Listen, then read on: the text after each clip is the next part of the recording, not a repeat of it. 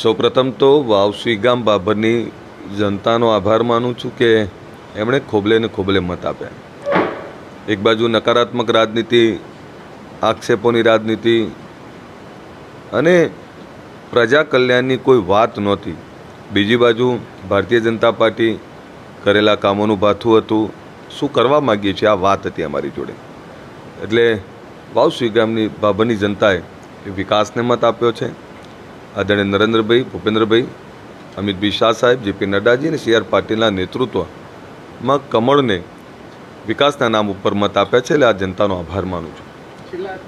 બીજું આપને કહું કે જે રીતે કોંગ્રેસ આવી અને જે પ્રકારનો નકારાત્મક પ્રચાર કરે, ચૂંટણી ચાલે વાવની, હું ધારાસભ્ય છું ગાંધીનગરનો, તેમ છતાં મારા માટે, અમારા આગેવાનો માટે, પાર્ટીના આગેવાનો માટે વ્યક્તિગત ટીકા ટિપ્પણીઓ કરતા હતા. આ એવા લોકોને જવાબ છે.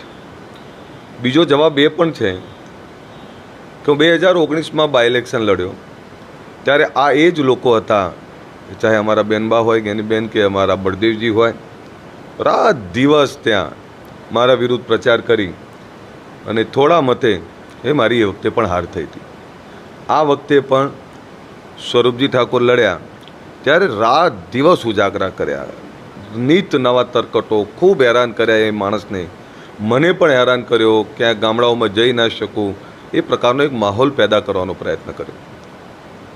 એટલે મને ઘણીવાર એવું થાય કે હું છું તો સમાજ છે અને તમે છો તો સમાજ નથી.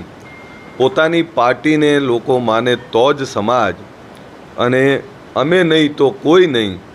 આ પ્રકારની વાતને પણ ઠાકોર સમાજે પણ જવાબ આપ્યો છે.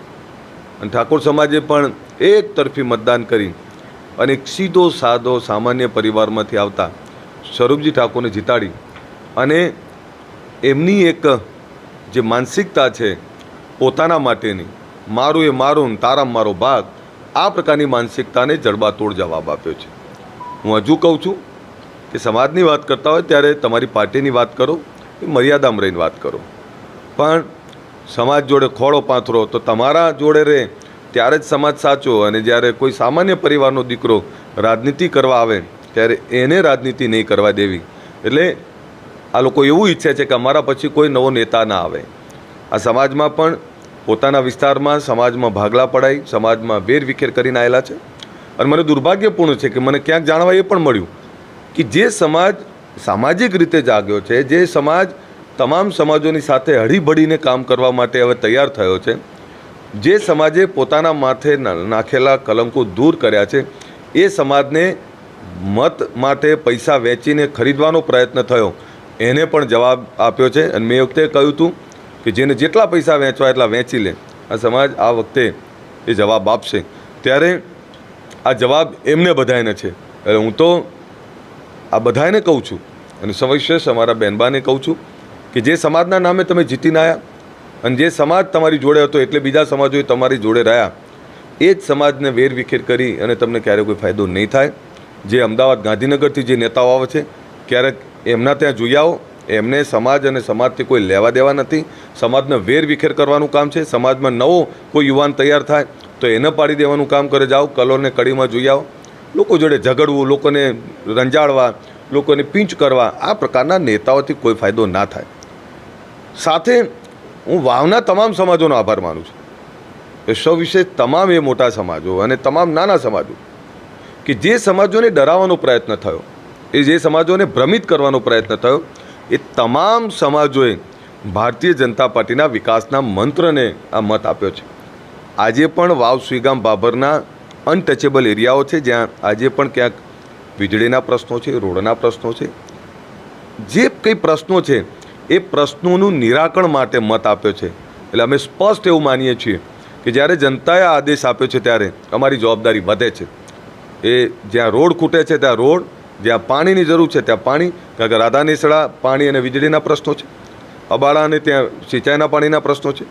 તમે રાધનપુરથી બાબર આવો તો એ રોડ જોઈ લો તો એ રોડનો પ્રશ્ન છે. એવા અનેક રોડના પ્રશ્નો છે, શિક્ષા આરોગ્યના પ્રશ્ન. આની સાથે નાના ગરીબ સમાજોને ડરાવવા, નાના ગરીબ સમાજો જોડેથી વ્યાજ વસૂલાત લેવું, નાના ગરીબ સમાજો જોડેથી એક્સટોર્શન મની લેવી, આ પ્રકારનું જે કંઈ ચાલે છે. એટલે અમે બહુ સ્પષ્ટ માનીએ છીએ પ્રજાનો વિકાસ અને વિકાસની સાથે પ્રજાને રક્ષણ આપવું એ અમારી જવાબદારી છે.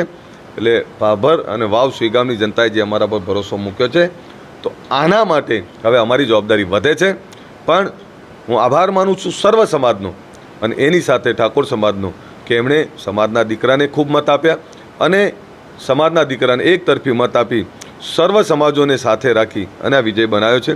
ત્યારે હું ચૌધરી સમાજ, પ્રજાપતિ સમાજ, પંચાલ સમાજ, દરબાર સમાજ, માળી સમાજ, અહીંયા રવારી સમાજ, ઠક્કર સમાજ, જૈન સમાજ, કેટલા સમાજોના નામ લો, એ તમામ સમાજો, માફ કરશો કદાચ કોઈ સમાજનું નામ બોલી પણ ના શક્યો, પણ તમામ સમાજો જે ભારતીય જનતા પાર્ટીનું સૂત્ર છે સૌનો સાથ સૌનો વિકાસ, એમ સર્વ સમાજે એક સામાન્ય પરિવારમાંથી સીધો સાદો ભગત જેવો માણસ જેનામાં ભૂખ પડી છે આ વિસ્તારના વિકાસની, જેનામાં વિવેક પડ્યો છે, એવા સામાન્ય પરિવારના દીકરાને જીતાડ્યો છે. ત્યારે હું વાવ સુઈગામ બાબરની જનતાને પણ આશ્વસ્ત કરું છું, તમારા કામો નહીં અટકવા દઈએ.